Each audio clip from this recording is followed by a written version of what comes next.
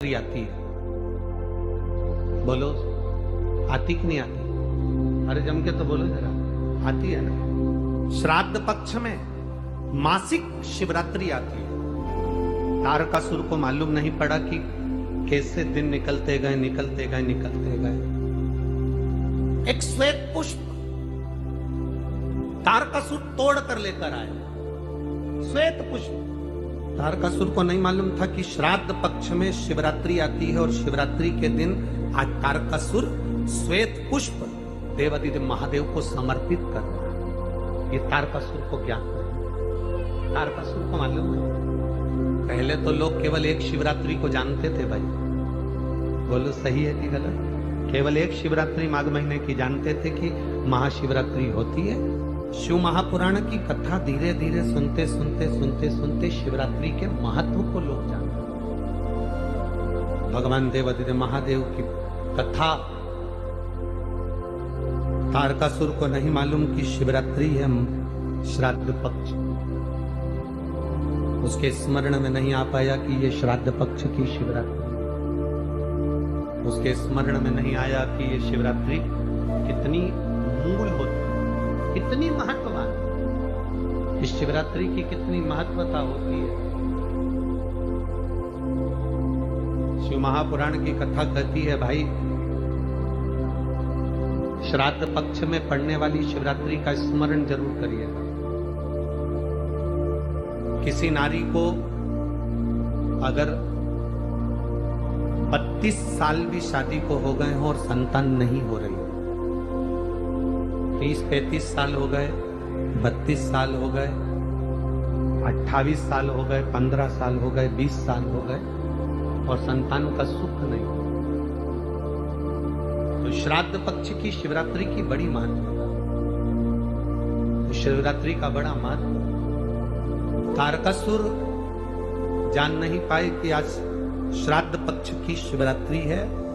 केवल एक श्वेत पुष्प, केवल एक सफेद फूल तारकासुर ने लेकर आए और बाबा देवादिदेव महादेव का जो स्वरूप था, भगवान शंकर का जो स्वरूप था, उस स्वरूप पर देवादिदेव महादेव ने शिव जी के चरणों में एक पुष्प समर्पित, एक सफेद पुष्प, एक श्वेत पुष्प देवादिदेव महादेव को समर्पित, भगवान शंकर को समर्पित। उसका फल क्या हुआ?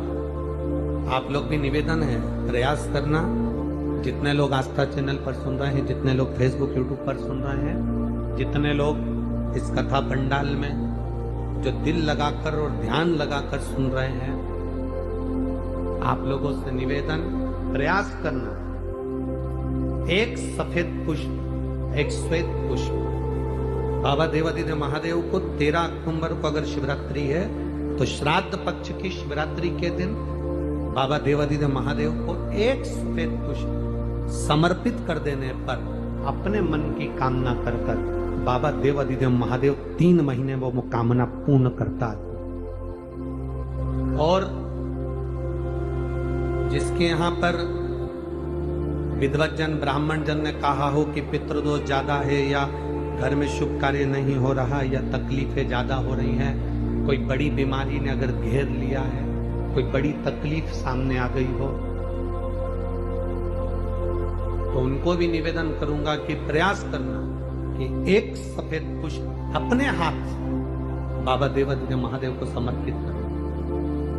उसके बाद तुम्हें जो बड़ी बीमारी है उसकी जब शिवरात्रि पर आप समर्पित कर दो, 1 महीना पूर्ण हो जाए, अगले महीने की शिवरात्रि आए, श्राद्ध पक्ष की शिवरात्रि जाएगी अक्टूबर की, फिर अगले महीने की जब शिवरात्रि आए तो उसके पहले आपकी जो बीमारी है उसकी एक बार जांच कराना। बाबा देवादिदेव महादेव उस बीमारी को समाप्त करें।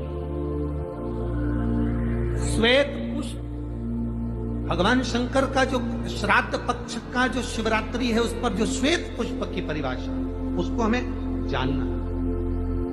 आप लोगों को मालूम होगा कि हनुमान जी पूर्व जन्म में कौन थे? बोलो रे कोटा वाले, हनुमान जी का जो अवतार हुआ राम अवतार के समय पर, त्रेता में जो मेरे राम जी का जो सुंदर अवतार हुआ, तो राम जी के साथ में जो हनुमान जी प्रकट हुए, ये हनुमान जी को पूर्व जन्म में, पूर्व समय में जो हनुमान जी को ये बानर का रूप मिला है राम अवतार के समय पर, हनुमान जी का जो स्वरूप प्राप्त हुआ, ये हनुमान जी पूर्व समय में किस रूप के अंतर्गत हनुमान जी को ये रूप दिया, ये किसका अवतार है, ये किसका स्वरूप है, ये किसका अंश अवतार है?